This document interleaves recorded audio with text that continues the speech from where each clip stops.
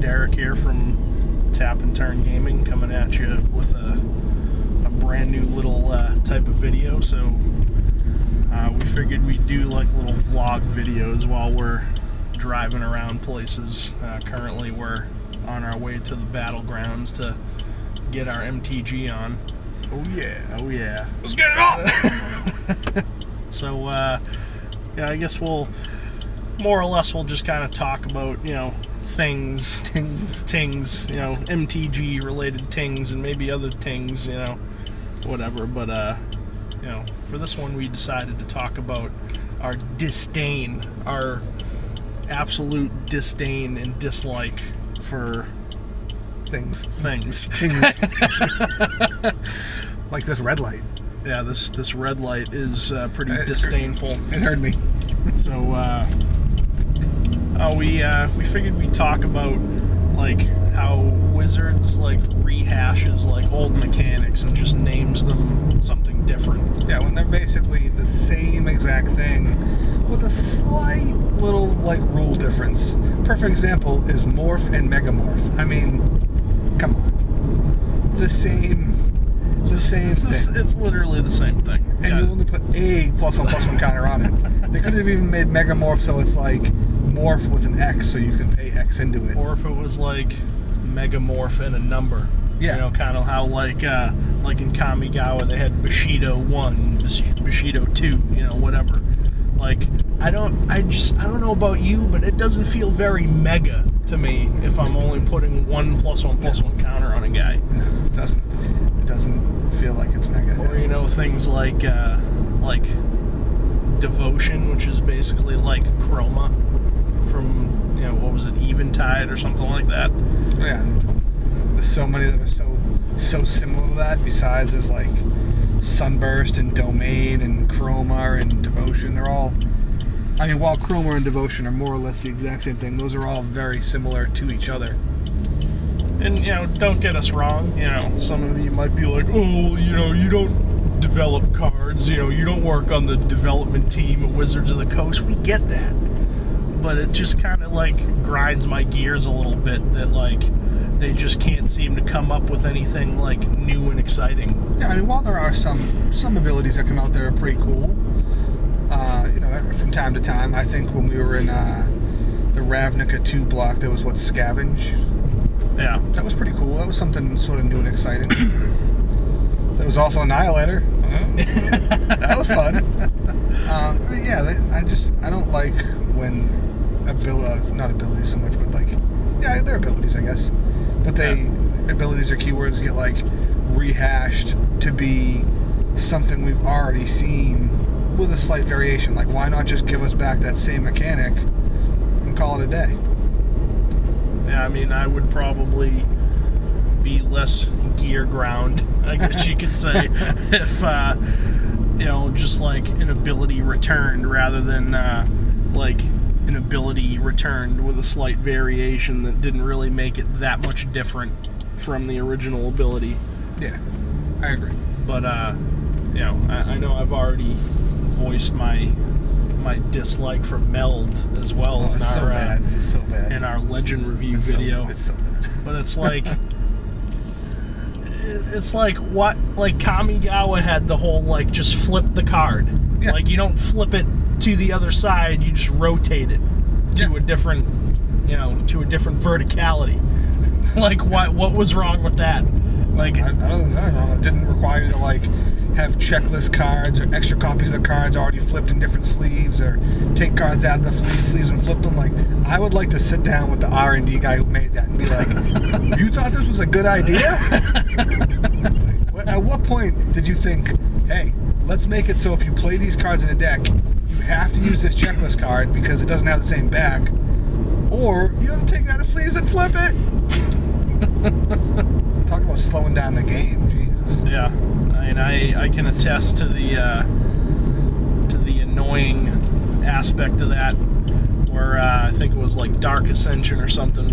We went to one of the pre-releases at the Battlegrounds, and I basically drafted pretty much werewolves. It was pretty sure it was red-green werewolves. and I had like a slew of different werewolves, and I had like that was it like that mayor of Averbrook or whatever, who like pumps your humans when he's on his human side, and then when he flips he pumps your wolves and werewolves and spits out wolves. That's pretty cool. But literally, like, it seemed like every other turn flipping stuff, it's like flipping them over and flipping them over again, and it just got to the point where there was so much other stuff going on the board that sometimes I would like miss the trigger on it, and then my opponent would be like, you flip your guy, and I'm like, no. I'm like, God damn it, I have to take this card out of the sleeve for the umpteenth time now. But even worse than that is definitely Mel. Like,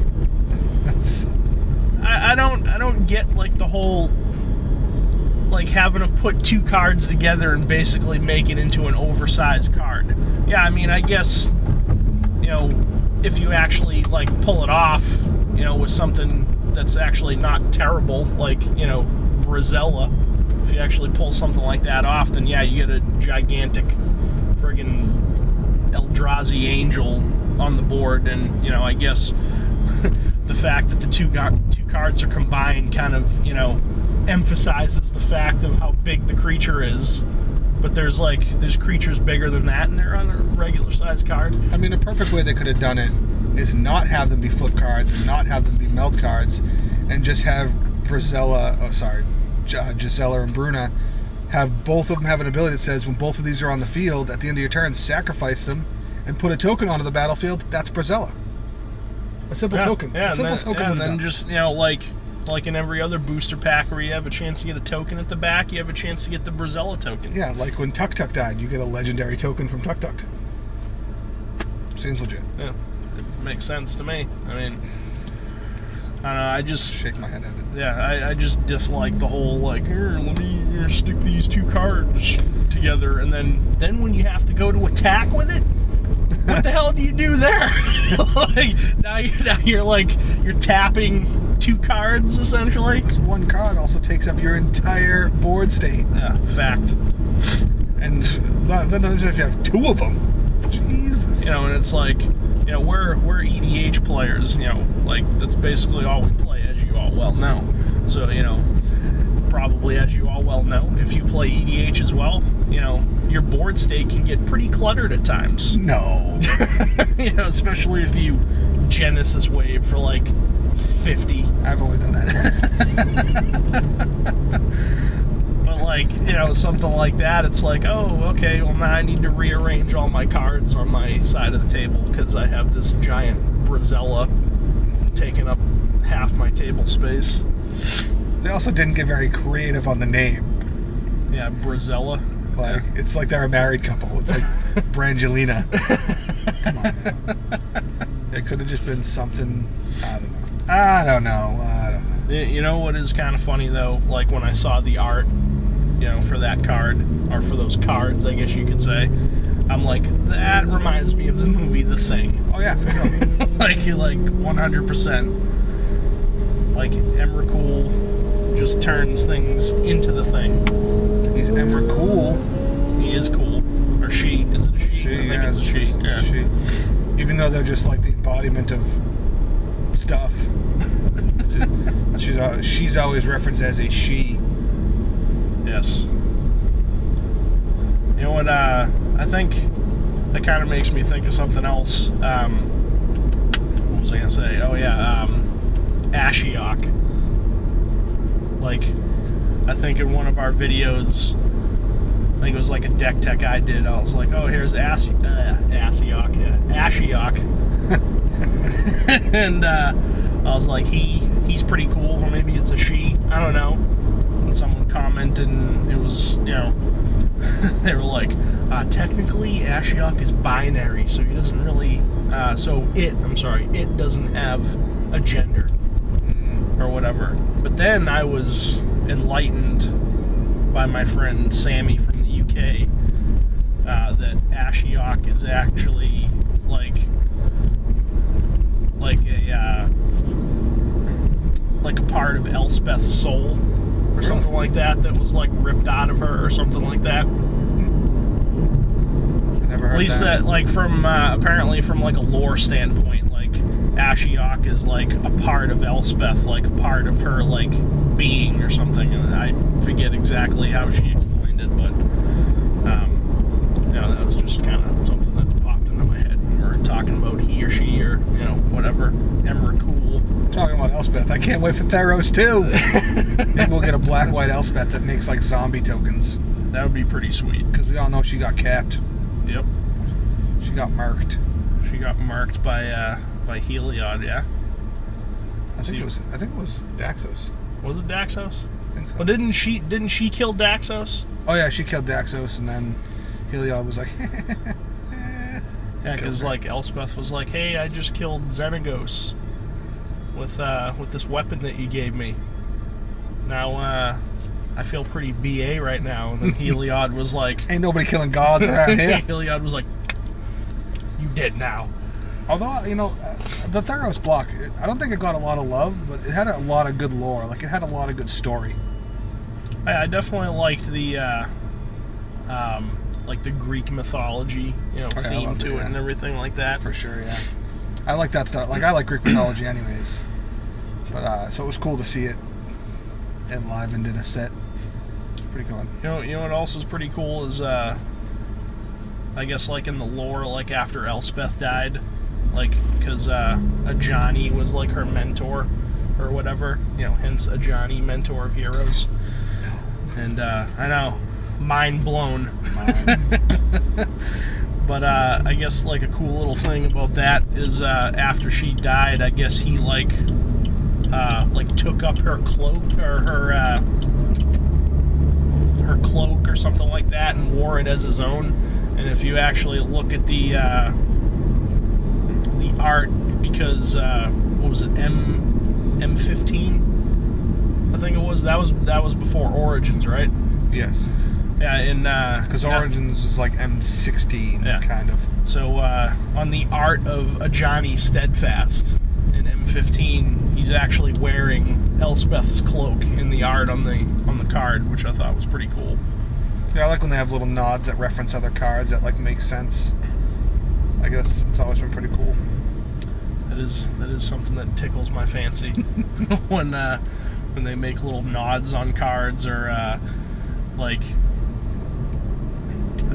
if a particular like character's like quoted on a card, but like you've never actually seen that character like on a card, and then it makes me, you know, like, oh, I hope they like make a card of this like guy. Geth. Yes. Geth was referenced on a lot of cards of Mirrored in 1, and then he finally came out in Mirrored in 2, and that was pretty cool. Yeah, he was pretty bouse. Yeah, he's got some good status to him. Also, I think it was Time Spiral. Like they printed Limdul, and like Limdul was referenced on a whole bunch of cards. Oh yeah, for sure. Oh, there's like I can, you know, think of some cards. Like I want to say in the Scars of Mirrodin block, there's like this character named like Azaga Zane, the Demon Thane, or something like that, or whatever. Probably, you know, a Phyrexian, I would imagine. And he's quoted on at least one card that I can think of off the top of my head. And it's like when you see stuff like that, it's like I want to see a card printed, or like, you know, in the lore, like Ajani would talk about his brother Jazal, and then finally made him, yeah. And then they finally printed him in one of the Commander products. Like stuff like that just, you know, makes me happy on the inside. I like how in like the Innistrad 1 block, there was references to like, I'm pretty sure there was references to Geralf and Jissa, and they never really existed. Then they got made in the Commander set, so that they existed, and then they got made again as the dual, well, not the dual card, but they're paired up on the same card. Yep. In Shadows, Innistrad 2. So that's pretty cool. Yeah, like when they do stuff like that, it's just like. It's better than when they rehash abilities. Yeah, for sure, yeah. God damn it. Yeah, I think I remember some of the cards actually that like you know, Gisa, or, you know, people will correct us on that. Gisa, whatever. However you want to say it. We're going to say it as Lady Jissa. Gaga. Yeah, Lady Gaga, whatever. But, yeah, I think she was referenced on, like, Ghoul Caller's bell or something like that, or, I'm pretty sure there's some other cards, too. I think I want to say some of the scabs referenced Giraffe. Yes.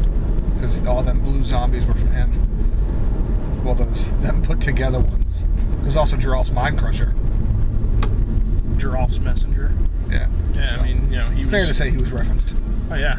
He was actually, when they finally, printed them, like, as separate creatures, like, Ghoul Caller, Jissa, and, was it Stitcher, Giraffe? Mm-hmm. Giraffe is actually mentioned on Jissa's card, where she's like, I didn't agree to any shenanigans, I'll raise zombies whenever the I want. Giraffe. Not the boss of me. You don't tell me what to do. Well, on the topic of something else I don't like. You know what I don't like? Magic players? You. And by that I mean, I hate when I'm playing at a tournament or something and I lose. Because losing makes you feel salty anyways. Especially at a tournament because there's some sort of prize at stake. But then I hate when you lose to someone and they feel the need to, like, vomit their hand onto the board and be like, oh, I would have beat you anyways because I had this and this and this. Well, you already beat me, so it's irrelevant. Like, you don't need to then go and rub the salt into my freshly made wounds. Or alternatively, when you actually beat an opponent and then they start, like, thumbing through their deck, like, looking for, like, that bomb rare that they pulled. Yeah, that's three-quarters of the way down the deck that they didn't draw anyways. And they're like, oh, if I drew into this, I would have been a different game. There was one time where... Well, you didn't draw into it, so... There's definitely one time I was at a tournament and I beat someone, oddly enough. And, does that make me sound bad? Yeah, it does. A little bit. So I beat someone, and then he did that. He thumbed through. He's like, oh, if I had drawn this, you would have won. Then I swear we played, like, verbal magic. Because in response, I thumbed through my deck and was like, oh, if you had this, I could have done that. And then he went and searched for something else. Now we're playing, like, a second game of Magic verbally after we played a game of Magic. And I'm like, what is going on here? But why can't when people beat you just be like, hey, good game? Yeah. Like, is that so much to ask for? It's making me cry. Another kind of story similar to that. I've told you this story many times. Probably. There was the Scars of Mirrodin pre-release, and I got some pretty good pulls. I want to say I pulled like a worm coil engine and some other cool stuff. So I was in pretty good shape. I felt like my deck was pretty solid. So go into my first matchup. It's against like this teenage kid or whatever, and he had that card like Molten Tail Masticore or whatever, where it's like, oh, on your upkeep you have to discard a card or he gets sacrificed. So he drops that on his turn, and I'm like, okay, that could be a problem. So that's a thing. So it goes to my turn, hoping I draw into something to deal with it. I didn't. I'm like, all right, bring on the pain. So I'm like, and then I'm thinking to myself, in my head, I'm like, well, maybe he'll miss his upkeep trigger and he'll have to sacrifice it. So it goes back to his turn. He untaps all the things, and then draws his card and didn't discard a card to the Master Core. And I was like, your Master Core is dead. And he's like, what? I'm like, you didn't discard a card on your upkeep. He's like, you really gonna be like that? You're gonna be that guy? I'm like, I'm just telling you, you missed your upkeep trigger and your creature's dead. And the guy's like, oh, you're not gonna like give me a, yeah, I missed the trigger, but I'll discard a card now. And it's like, well, you already drew your card for your turn. Having that knowledge, now you could just like pitch that card that you just drew away. Understandably, but so he just keeps like bitching and moaning. I'm like, all right, fine, but keep your Master Core. If it happens again, he goes to the graveyard. So sure enough, it goes back to my turn. Still nothing to deal with it. Goes back to his turn. He misses his trigger again, and I'm I'm like, bro, like you gotta say goodbye. Like that's the second time that you missed your upkeep. Time to say goodbye. It's time to say goodbye to the Molten Tail. And then he's like getting all pissy and moany about it again. It's like, look, man, you know, it's not my job to remind you how to play the game. So, you know, but yeah, that was kind of a funny story where The salt is real. the salt was real. You know, I just don't get it when people want to get so mad. Like, it's silly. it is a little silly, but Especially when someone gets all like, I don't know how you describe it, but they get all like salty when they win and still want to like beat you down, and they won. Like, I don't get it. You won. Yes, you won. Hey, don't be beeping at me. Yeah, get some a-hole being an a-hole behind us. Well, we have arrived at our destination. Yeah, so with that said, guys, we have arrived at the BG, so probably gonna cut the video here. So hope you enjoyed our little rambling on of, you know, things that we dislike and whatnot, you know, and some other things. So you know, let us know what you think of these videos. We're thinking about doing some more. If you guys like watching this kind of thing, leave us some comments and let us know. But this has been Jay and Derek with Tap and Turn Gaming. Catch you later.